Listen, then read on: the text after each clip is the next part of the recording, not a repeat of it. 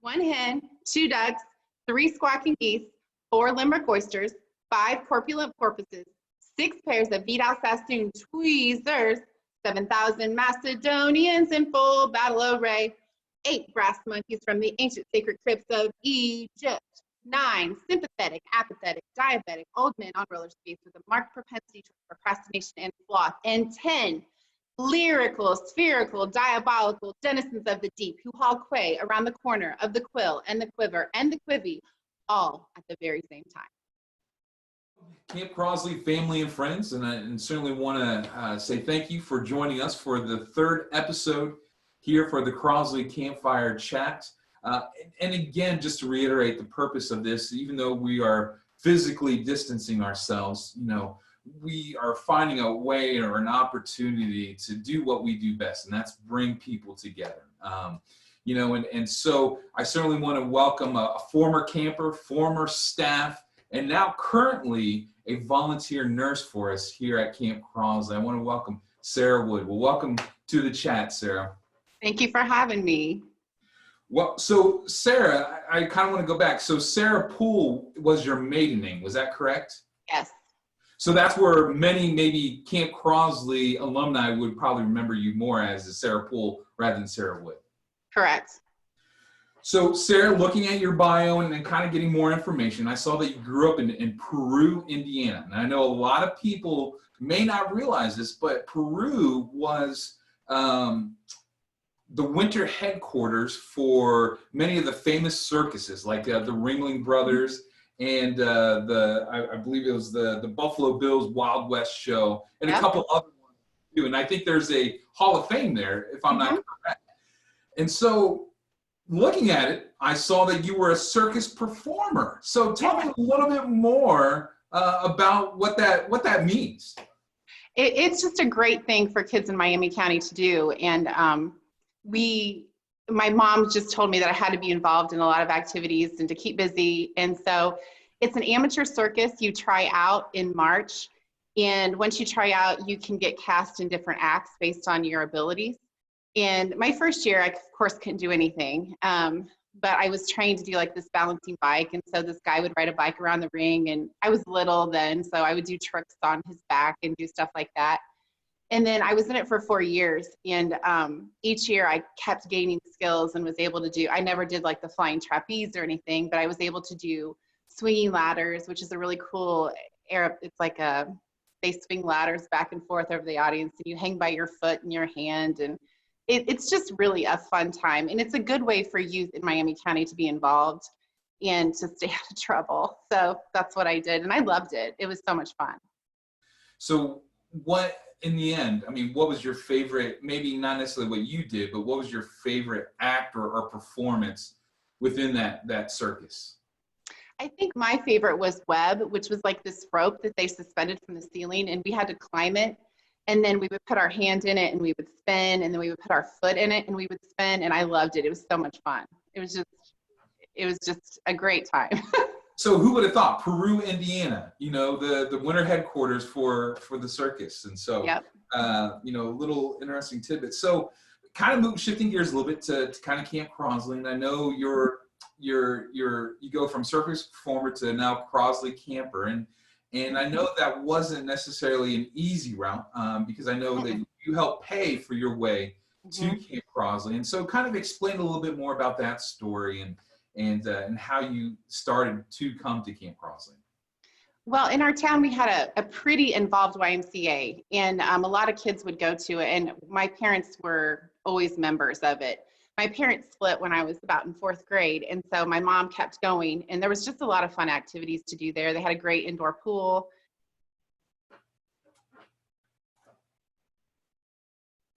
One time when I was there, I saw an application for Camp Crosley, and I'd always wanted to go to camp.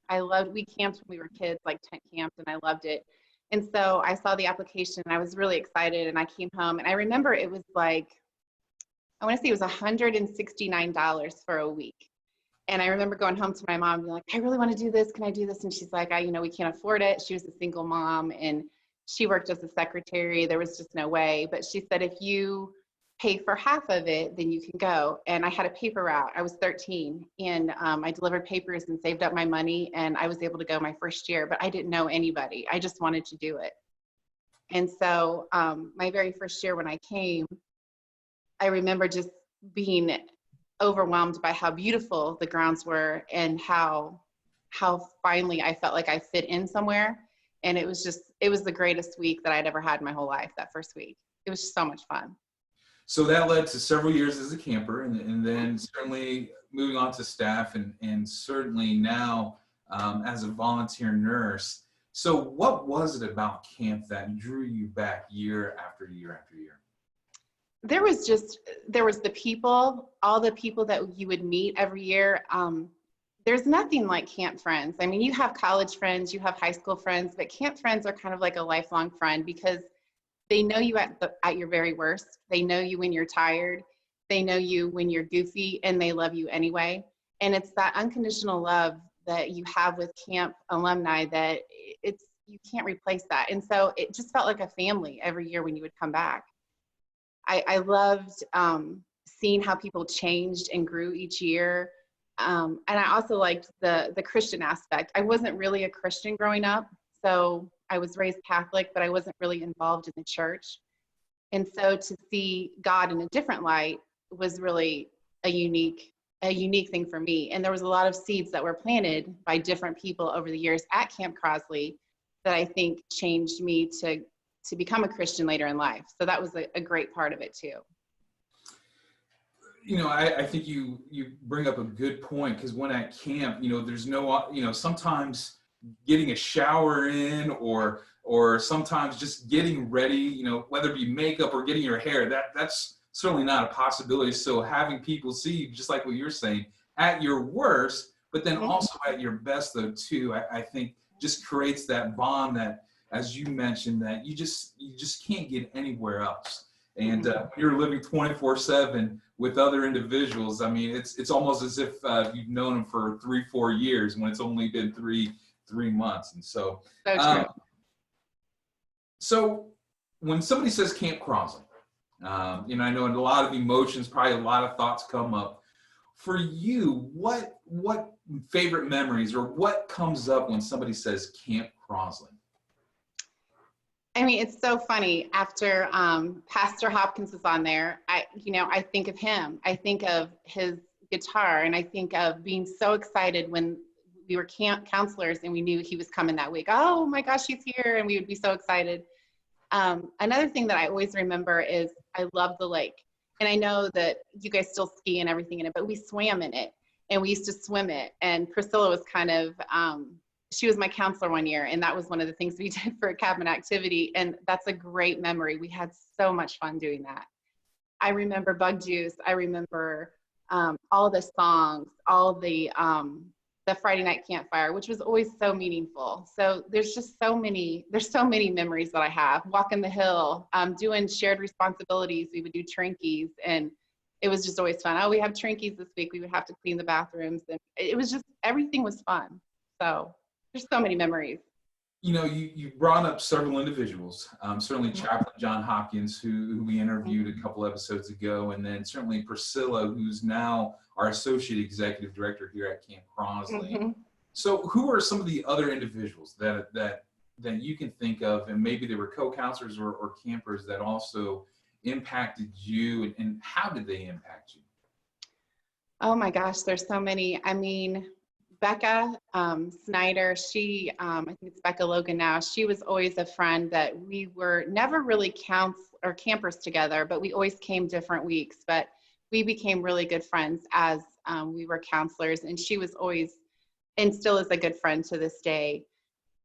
There's Ellen Huddleston. She was another one that we were counselors together for many years. Just so many friendships that we have. With so many people. There's so many. A lot of the international counselors, Mick Stapleton, Glendon Schilling, Joni Kratz, Allison Jones. I mean, I can go on and on. Phil Lavelle.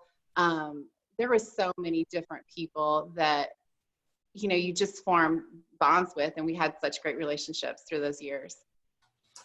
Like you were saying, lifelong friendships. And you know, when I asked who those individuals were, you were just able to bring that right off of, you know, right off the top of your head. So, and again, it still sounds like they have had a huge significant impact even currently today. So, just, man, just amazing. So we'll kind of move past Camp Crosley. So what, during that time frame from after camp was done to now, kind of run through a timeline of Sara Poole and kind of what you went through. Well, I finished my degree in nursing. I didn't go to camp for, I think, my clinical portion, and that was hard. That first summer, not coming to camp was hard, but I had to focus on nursing. Graduated from nursing school, moved to Noblesville about, I want to say 2 years after I graduated from college. Met my husband. We married. We've been married for 21 years, maybe 22. I can't remember. And lived down here. Worked in. I first started in a nursing home. Really liked working with long-term care, but then moved to the hospital and worked at Riverview and St. Vincent Hospital for 20 years total for there. So I worked there off and on, and I still work as needed at St. Vincent. And then about 3 years after we got married, we've adopted all of our children, and we have 5 adopted children. We adopted Rosie in 2000, Simon in 2006, and then we adopted a sibling group of 3 in 2011, I think. They were 2, 3, and 5. And they've all been campers at camp, which is so much fun. They love Camp Crosley. And now we have an 18-year-old, her name is Shahad. She's one of my former students that she is with us now too. So she's another member of our family. And then our older daughter that was born in 2000 was married last summer. So we have a son-in-law now, and they live nearby. They both go to college. So the family keeps getting bigger. With nursing, I left the hospital 4 years ago full-time to teach, and I teach at Hamilton Southeastern Schools. I teach a CNA program for the high school kids and absolutely love it. It reminds me so much of camp because a lot of the kids that I get in my classroom aren't, you know, the top scholars, or they're the ones that are maybe more tactical, hands-on people. And I love those kids because you can plant so many neat seeds in their minds, and they're so eager to really try to do something new. So it's a great experience. So I really like my job. It's not the greatest now because I'm doing it online, but it's still wonderful. So. Well, you know, thank you so much for certainly the follow-up and just how things are going for you. And again, if you look, I mean, right behind you is your family, a beautiful family. And certainly I've enjoyed having your kids at camp. They've always been a blast. And so if you don't mind me asking, so what made you decide to go, because I do want to talk about your family because I think it's remarkable. And what made you decide to go into adoption? Well, I mean, the biggest reason was I knew at a young age that I wasn't able to have children just for, I had a diagnosis at a young age. So I knew that. But a part of me, you know, you still, I think a lot of people can kind of choose, well, do I want to do the fertility option? Is it really important? And, you know, over the years, I had met a lot of people at camp. I can think of Jeff Elmhurst. He was a really good friend of mine, and he was adopted. And I remember him always sharing his story, and people have always talked about their adoption story. And I was like, wow, that's pretty amazing. And, you know, my husband was the same way. He wasn't adopted, but he was always very open to it. And so I think it was something in our hearts, and we actually became foster parents. So we were really bad foster parents because all of our kids were foster kids before we adopted them. And that was just a really neat experience. And it wasn't kind of like what you hear about. It was actually pretty positive. And I don't know, you just have it in your heart, I think, to help kids. And I think that was transcended from Camp Crosley because as a counselor, I just loved it. I loved the weeks when we had the scholarship kids and the bus would come up from Muncie and we would see them come off, and, you know, a lot of these kids wouldn't even have clothes to wear for the week. And they were the funnest kids that we had. They were so much fun because everything was just like new. And I loved that. I love that week. So, you know, I think goes back to Crosley Ball, and it's living for others.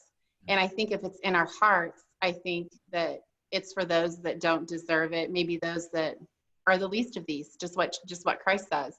And I think that, you know, is really emulated in Camp Crosley, and what Crosley Ball wanted or would have wanted. Now, Sarah, I've always thought you were a salt of the earth kind of person, and I think just from, you know, listening to your story and kind of where you are at now, and certainly with your family, I certainly solidifies my thought of you when, you know, the time that I've known you throughout these years. And so certainly, you know, so thankful for individuals like you and families like you that come up, and man, just how great is it to have you and your family be part of the Camp Crosley family. So just thank you for that. You know, we're kind of at the end of the show, and you know, one of the things that we ask all of our guests is to sing their favorite camp song or most memorable camp song. And so I've asked Sarah to finish off our episode with her most memorable camp song. And so I'm going to leave that to you, Sarah. Okay, well, you have to participate. Oh, okay, I certainly can. So this is the counting thing, and I can't remember where it came from. I remember Nate Hopkins, Pastor Hopkins' son. He was at camp with me for years, and I remember him bringing it. But then I remember us going to Tecumseh for a staff training, and we learned it there. But this is my favorite, and my kids, most of them know it. But you have to repeat after me. Repeat after you. Okay. One hen. One hen. One hen, two ducks. One hen, two ducks. One hen, two ducks, three squawking geese. One hen, two ducks, three squawking geese. One hen, two ducks, three squawking geese, and four limerick oysters. One hen, two ducks, three squawking geese, four something oysters. Limerick oysters. Okay, one hen, two ducks, three squawking geese, four limerick oysters, and five corpulent porpoises. Sarah, oh my goodness. So one hen, two ducks, three squawking geese, four something oysters, and then five corpulent porpoises. Yes, one hen, two ducks, three squawking geese, four limerick oysters, five corpulent porpoises, and six pairs of Vidal Sassoon tweezers. Sarah, you're losing me here. All right, so one hen, two ducks, three squawking geese, four lemon oysters, five corpulent porpoises, and then six something pairs of Vidal Sassoon tweezers. 6 pairs of Vidal Sassoon tweezers. Okay. One hen, two ducks, three squawking geese, four limerick oysters, five corpulent porpoises, 6 pairs of Vidal Sassoon tweezers, 7,000 Macedonians in full battle array. Whew. All right, so one duck, or one hen, two ducks, three squawking geese, four oysters, and like I said, we're going to abbreviate it, five corpulent porpoises, 6 Vidal Sassoon tweezers, and then 7 Macedonians marching. Okay. Okay. Yeah, okay. that's close. Okay. So one hen, two ducks, three squawking geese, four limerick oysters, five corpulent porpoises, 6 pairs of Vidal Sassoon tweezers, 7,000 Macedonians in full battle array, and 8 brass monkeys from the ancient sacred crypts of Egypt. Okay. All right, so we got 1 duck, 2 hens, 3 squawking geese, 4 oysters, 5 corpulent porpoises, 6 Vidal Sassoon tweezers. There we go. 7,000 Macedonians walking, and then 8 brass monkeys in Egypt, or something like that. Okay. All right. Okay. Okay, but two more. 1 hen, 2 ducks, 3 squawking geese, 4 limerick oysters, 5 corpulent porpoises, 6 pairs of Vidal Sassoon tweezers, 7,000 Macedonians in full battle array, 8 brass monkeys from the ancient sacred crypts of Egypt, and 9 sympathetic, apathetic, diabetic old men on roller skates with a marked propensity towards procrastination and sloth. All right. Okay, here we go. So we have one hen, 2 ducks, 3 squawking geese, 4 oysters, 5 corpulent porpoises, 6 Vidal Sassoon tweezers, 7,000 Macedonians walking and marching, and then 8 brass monkeys from the ancient crypts of Egypt, pyramids of Egypt, and then 9 old men, scrupulous, diabetic, probably grumpy, on roller skates. I think that's all I can remember. Okay, That last close. one. Yeah, that's Okay, good. Last okay. one. Last one. Okay, all right, that's good because Yeah, I'm just looking horrible right now. All right. Okay. 1 hen, 2 ducks, 3 squawking geese, 4 limerick oysters, 5 corpulent porpoises, 6 pairs of Vidal Sassoon tweezers, 7,000 Macedonians in full battle array, 8 brass monkeys from the ancient sacred crypts of Egypt, 9 sympathetic, apathetic, diabetic old men on roller skates with a marked propensity to procrastination and sloth, and 10 lyrical, spherical, diabolical denizens of the deep who haul quay around the corner of the quill and the quiver and the quivy, all at the very same time. I don't know if I'm going to get number 10, but I will try. Oh my goodness. All right, so we have 1 hen, 2 ducks, 3 squawking geese, 4 limerick oysters, 5 corpulent porpoises, 6 Vidal Sassoon tweezers, and then we have 7,000 Macedonians walking in full armor, 8 brass monkeys from the ancient crypts of Egypt, something like that, and then 9 scrupulous, grumpy, diabetic, diabolical old men on roller skates, who has a propensity for something I can't remember, for just young kids or just kids just in general. I'm not sure. And then we have 10 lyrical, spherical, blah blah blah, yada yada yada, and probably don't remember the rest of the verse. So there we go. Man, Sarah, very good. Thank you. Thank you very much. Wow, amazing. And I have to apologize for all of you for hearing me repeat that song. But Sarah, thank you so much Thank you. joining us. And man, it was an honor and privilege to just be able to chat with you and just catch up with you as far as what you are doing. And for everyone else, please join us for our next episode. It's a brother and sister combination. We have Hannah and Jake Sauce, who will be joining us for our last episode. And certainly want to remind all of you that this is not, this is goodbye, or this is good night and not goodbye. Thank you very much. 1 hen, 2 ducks, 3 squawking geese, 4 limerick oysters, 5 corpulent porpoises, 6 pairs of Vidal Sassoon tweezers, 7,000 Macedonians in full battle array, 8 brass monkeys from the ancient sacred crypts of Egypt, 9 sympathetic, apathetic, diabetic old men on roller skates with a marked propensity to procrastination and sloth, and 10 lyrical, spherical, diabolical denizens of the deep who haul quay around the corner of the quill and the quiver and the quivy, all at the very same time.